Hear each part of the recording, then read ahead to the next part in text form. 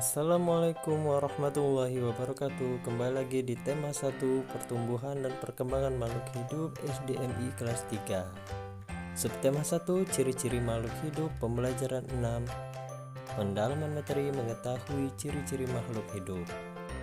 Dalam menjalani kegiatan sehari-hari, kita selalu melakukan gerakan, misalnya berjalan, berlari, melompat, maupun melakukan gerakan lainnya. Makhluk hidup pada umumnya dapat bergerak. Amatilah gerakan makhluk hidup berikut.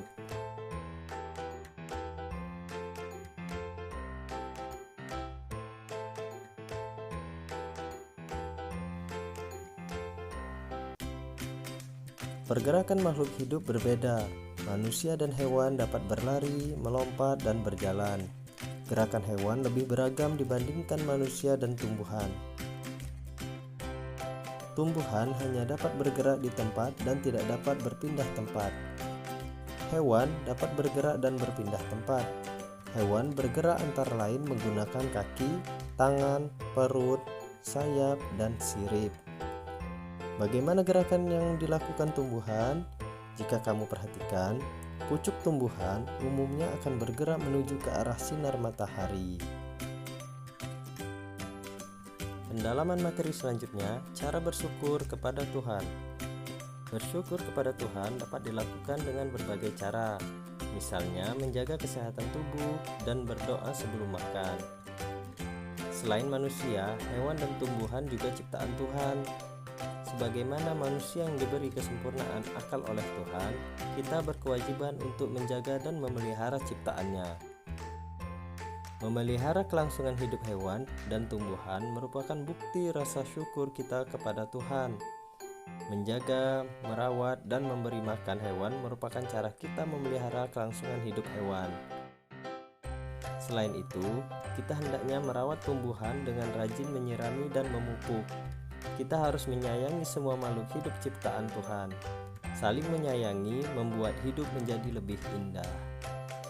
Pendalaman materi selanjutnya, soal cerita penjumlahan. Persoalan tentang penjumlahan sering dijumpai dalam kehidupan sehari-hari, baik penjumlahan secara langsung maupun berbentuk soal cerita. Dalam soal cerita, penjumlahan tidak selalu menggunakan kata ditambah.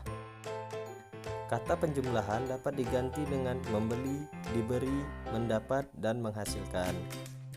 Simak soal cerita penjumlahan di bawah ini. Pak Budi adalah pengusaha roti.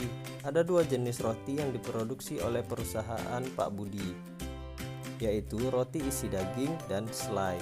Bulan ini perusahaan Pak Budi memproduksi 2.520 roti isi daging dan 3.525 roti isi selai.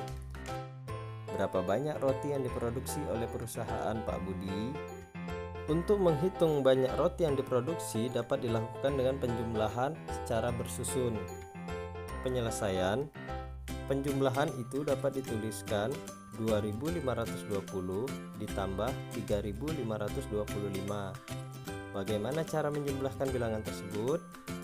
Simak penjelasannya. Hasil dari 2.520 ditambah 3.525 dapat ditentukan dengan cara bersusun sebagai berikut.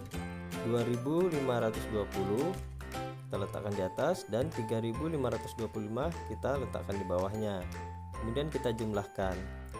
0 ditambah 5 hasilnya 5, 2 ditambah 2 hasilnya 4, 5 ditambah 5 hasilnya 10. Taruh 0 dan simpan ke 1 di atasnya. 1 ditambah 2 ditambah 3 hasilnya adalah 6.